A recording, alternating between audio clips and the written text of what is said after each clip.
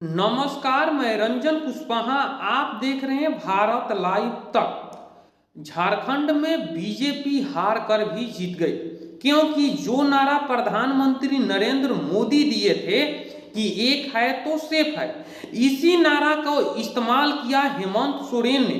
उन्होंने आदिवासियों के तरफ से ये नैरेटिव सेट करने में सफल रहा कि अगर आदिवासी एक है तभी सेफ है, नहीं तो आपके ही मुख्यमंत्री को बीजेपी जेल में डाल सकती है।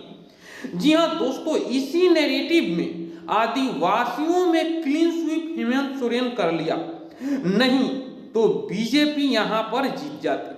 और एक बात और है, जेएम से वोट परसेंट ज्यादा हासिल किए हैं बीजेपी ने।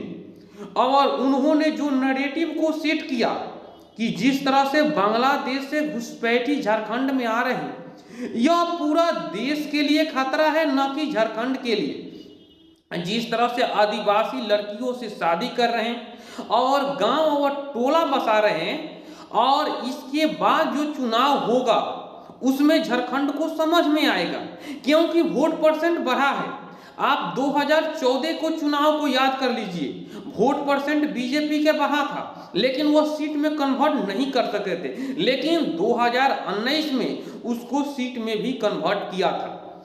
उसी तरह से झारखंड में बीजेपी जरूर हारी है, लेकिन जेएम से उन्होंने वोट परसेंट अधिक हासिल किए। और एक और बात है कि योगी आदित्यनाथ ने जिस तरह हिंदू वोटर को लुभाने की कोशिश की, एक है तो सेफ है, वहीं शिवराज सिंह चौहान, नरेंद्र मोदी, अमित शाह इतने बड़े बड़े तुरंत आए, लेकिन वो अपने तरफ एक्टिवेट नहीं कर पाए।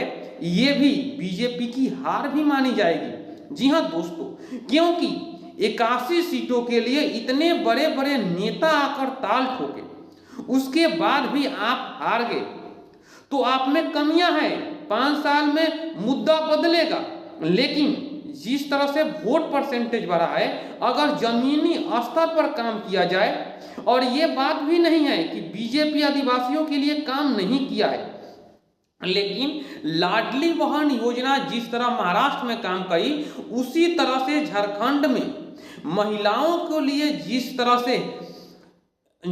से उन्होंने वोटिंग से एक दिन पहले हेमंत सोरेन ने पैसा डाला था, उस पैसे की कमाल है कि इस चुनाव में उन्हें जीत दर्ज की।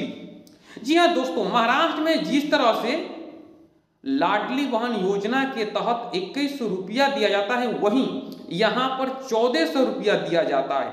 और उस योजना को जो कॉपी की गई, और उस योजना के तहत ही हेमंत सोरेन को झारखंड में जीत मिली। जी हां दोस्तों, ये मेरा वीडियो कैसा लगा कमेंट बॉक्स में अपनी राय रख सकते हैं।